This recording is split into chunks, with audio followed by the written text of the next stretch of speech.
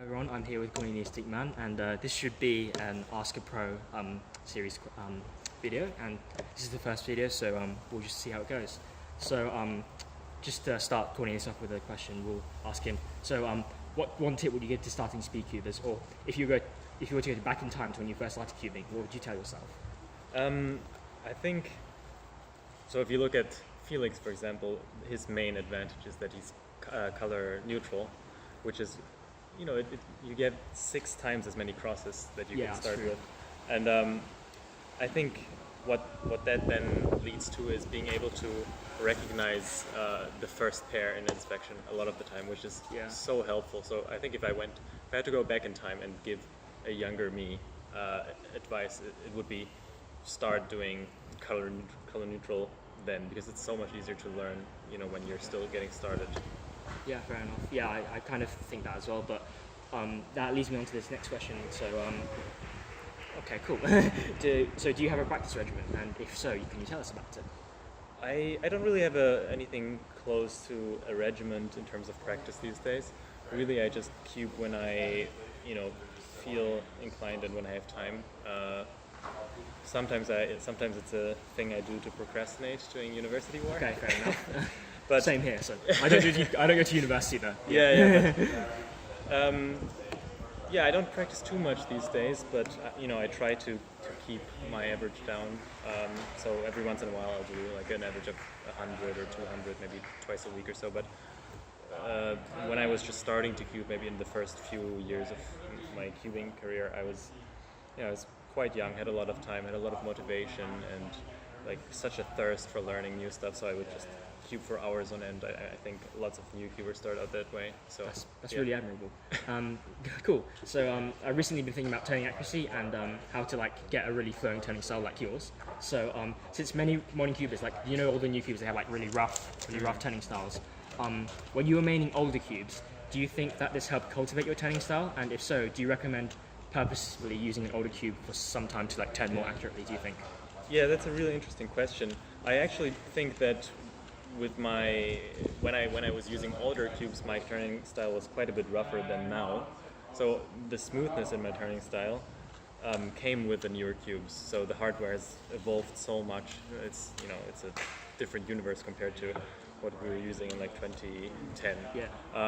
So I think I don't really recommend using older cubes, because for me I think that would lead to a choppier turning style. So, but if new cubers notice that their turning style is quite rough, then I think they should slow down their turning a bit, do calm turning as opposed to try to really go as physically as fast as they possibly can. Yeah. This helps you look ahead as well, doesn't it? Yeah, definitely. Okay, cool. So we move on to algorithms and techniques now. So which algorithm sets do you know, and in what order did you learn them, and which ones did you know when you became sub-10? Yeah, I know a few full sets, but I know quite a bit of COL, quite selectively, really. When I would run into a case that kept annoying me because I'd get it so many times, and just why don't I know this? I just look it up or ask another cuber. But I never made a point of, okay, now I'm going to learn the T set of COL. It just, step by step I learned it, and then I now know quite a few ZBLs. Nowhere near completion, but just easy cases, easy to recognize cases, common cases. I try to learn those. Cool, fair enough. So as far as competition technique goes, not many people talk about this, but I'd ask you, what goes through your mind when you begin expecting, and is it really any different to when you're in a competition situation?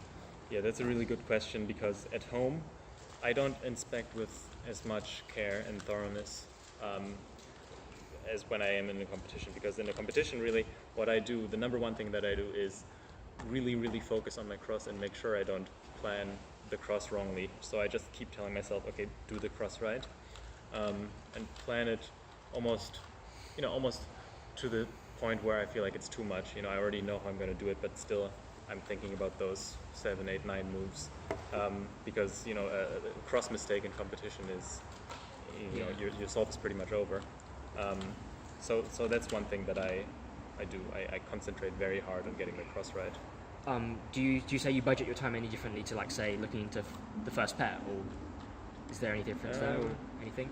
Or is it just mainly cross first, and then if you have time, then you'll try and look ahead in your first pair? Yeah, exactly. I do try in competition. I do use more inspection time than at home. I almost always go above 8 seconds. Yeah. Sometimes above 12. So yeah, I think it's always a good idea to make the most of your inspection time, even if it's just for double checking that you're going to get the cross right. Maybe you'll find the first pair as well. So yeah. Yeah. I think we already covered this earlier, but you'd rather be color neutral, like when you're starting cubing. But do you find that solving on one cross color is in fact actually more helpful in improving your FTL look ahead? Or do you think being partially color neutral or fully color neutral is better? Although you have to budget your time between 6 color crosses, does that make sense? Like there's like a trade-off, do you think? Well, I can't speak from experience here because I only solve white, sometimes yellow, but I'm slower on yellow. But from what I've heard color neutral people say about their color neutrality, they don't find it particularly compromising in terms of, what do I pay my attention to. They just, you develop an ability to quickly scan the cube and you see the edges quite quickly. You see, oh, okay, orange looks quite promising. Let's see it. It takes a second to ascertain whether it's actually good. If not, you move on. So. And in fact, when you're looking for pieces, maybe you have a block. You have that diversity of switching across colors. Yeah, it's pretty applies to several colors sometimes. So, is it okay if you show one of our audience one of the most useful algorithms that you don't think many cubers know? So sure. So this is a ZBL case. I got to give credit where credit is due. I learned this from Michal Pleskovic one time in Switzerland. This is one of those cases I was talking about that you run into quite often, and it's annoying when you don't, because it looks quite blocky. You see, you have this block, and you might think that it's going to skip, but if you turn it around, you see these edges aren't solved. So if you just do the normal OLL case, it's not going to skip. It's going to give you a J-perm. So here's the algorithm. Is it the F perm F prime? No, it's a similar one. It looks very similar, but this one goes like this. Oh, that's pretty cool. That's kind of faster than the F perm one. Yeah, the F. So I can show which one you're talking about. Yeah. That one's slightly different. So it also has that block. Yeah. But these corners aren't facing here and here, but facing away, basically. So what you do is hold the block on the back left if you do the right R perm, and then do L prime R perm. Sorry. Like this. Cool. So thanks for that.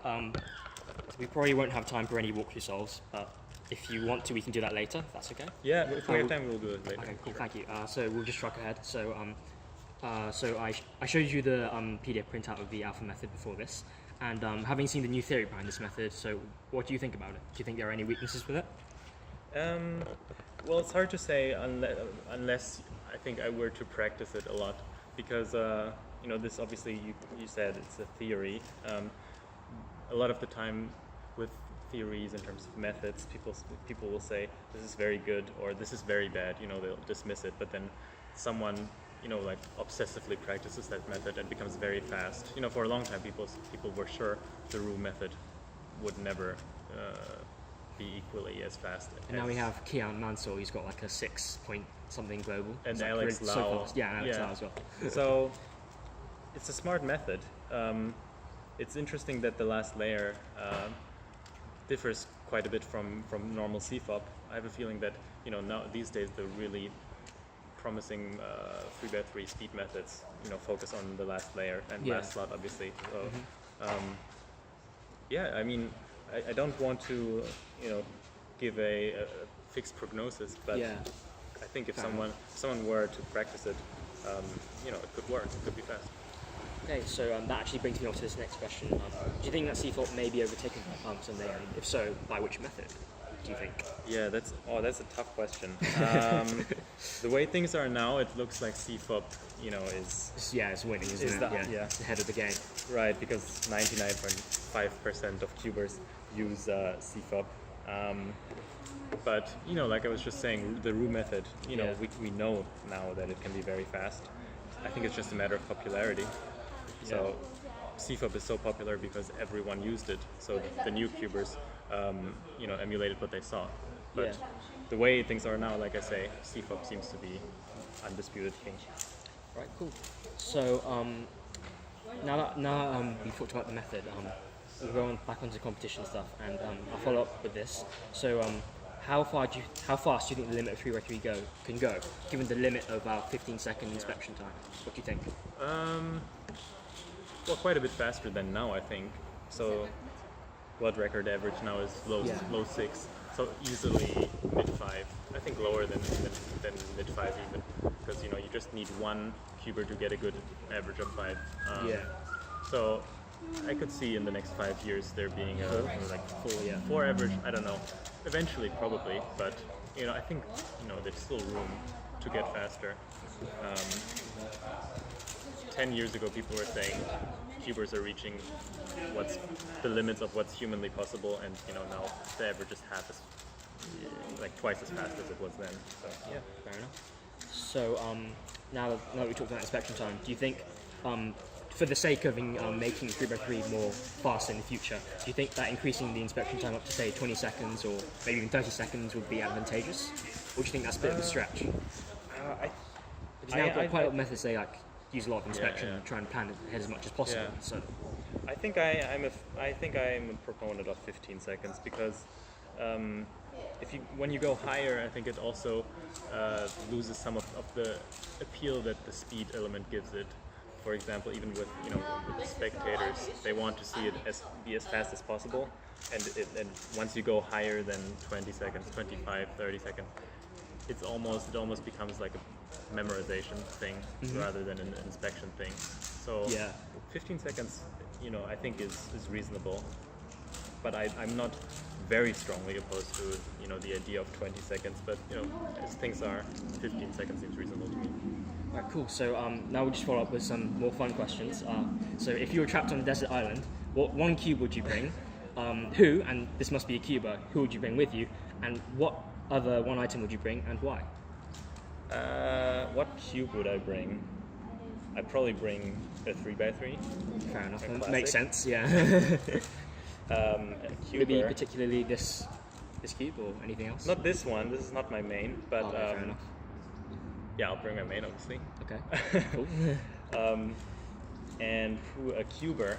Yes. Well, my girlfriend recently learned how to solve a cube, so I'll have to bring her. Very nice. And one other item. I'm a big reader, so I'd probably bring a very big fat novel that I haven't read and that I can read and reread and not get too bored. All right, cool. So, so if you could have one superpower, and what would it be and why? Superpower. I was asked this in an interview by Chris Olsen one time. Really? And I said I would only have to sleep for like 4 hours a night. Oh, yeah, fair enough. And not be too tired. Actually, I only slept for 4 hours last night, and I'm very tired now. So You got a 7.49 average, so yeah, that must have worked out pretty well. We'll see about the final if it will go that well. But yeah, and then I was told that that's sort of a lame superpower. But what else? Maybe fly. Maybe fly. Okay, fair enough. Cliche answer, but would be interesting. Fair enough. And finally, we'll follow up with this. What do you think is your greatest fear and why? A big final question. I think like getting old and feeling like I haven't worked enough in my life or haven't achieved what I really have wanted to, just because of laziness and wanting to be comfortable. Yeah. So just I really want to challenge myself in anything I do, and just achieve what I want to do. And if I don't, that would be a shame. So All right, there you have it, audience. Work hard in your life, and then you won't have any regrets. Right, cool. So thank you for doing this interview with me. yeah, And, no worries. Thanks. So we'll see you next time, everyone, and bye bye.